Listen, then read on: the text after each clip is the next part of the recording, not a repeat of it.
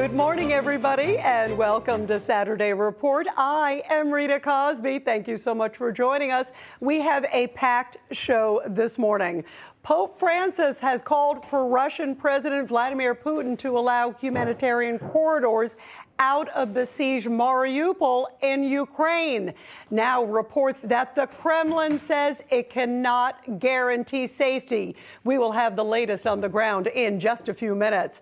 Then trouble for Mayorkas as the Homeland Security Secretary faces calls to resign and even the threat of impeachment over his handling of America's border crisis, what it could mean for the future of our nation's security.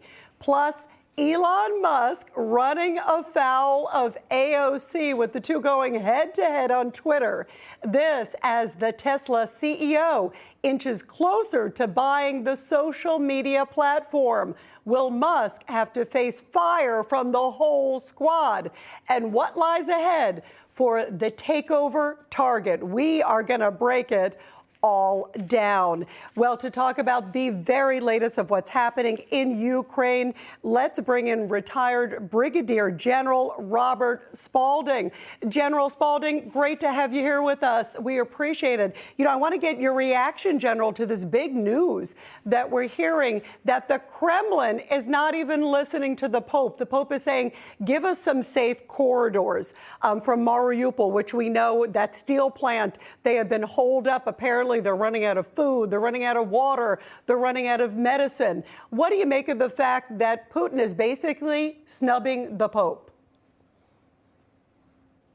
Heading into a stalemate, much like we did in the Korean War. And I think, you know, what you're going to see is the Russians consolidate their power around the Donbass. And there's going to be back and forth over Mariupol for a while. This is not going to end anytime soon. And I don't think, Putin really cares what the Pope thinks or anybody else, quite frankly. He's backed himself into a corner, and now he has to figure a way out. What does that mean now for the people of Mariupol also, General? Because we are hearing, as I mentioned, that they said, in fact, the commander in there was basically saying they may only have hours left. They are just getting pounded. What do you expect to potentially happen there? Because they are just surrounded by Russian troops. Well, unfortunately, I think the Ukrainians have limited ability to extricate those people from there. And given the fact that Putin's not letting up on his attack of that, you know, I think it's going to be a bad outcome. You have to blame Putin for, you know, this catastrophe. And, you know, he is not going to back down. Where do you see the next sort of military marks happening? Because so many people are worried, General, and you're a great student of history. We've got May 9th coming up, and that is Victory Day, as you know, in Russia. That's an important day where they want to sort of showcase for history their accomplishments. Many people believe that this means that Putin is going to maybe do something dramatic, possibly between now and May 9th. What are your thoughts?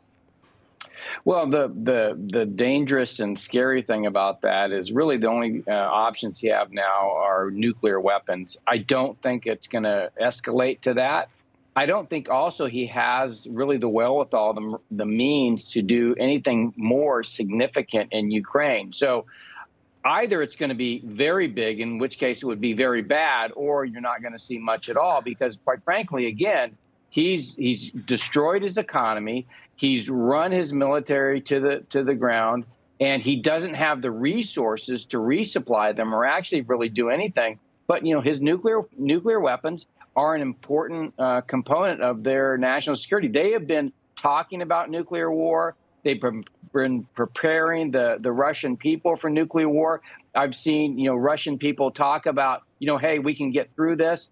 You know, in a lot of ways, Putin's, you know, out there really far on a ledge, and you know, hopefully nothing will happen. But you know, the worst case is you have something very significant happen with a nuclear event.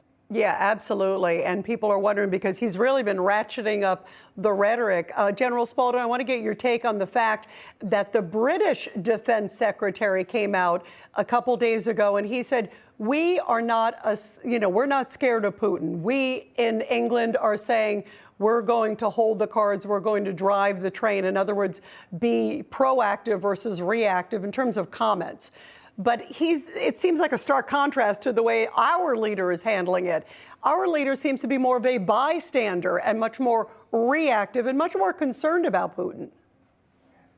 Well, I don't know if I would say I'm not afraid of Putin. And the reason is because he does have significant nuclear weapons. So I think one of the things that we have forgotten, at least in the capitals of democracies, is that nuclear weapons really changed the game. And they didn't go away at the end of the Cold War. We just kind of forgot that they were there.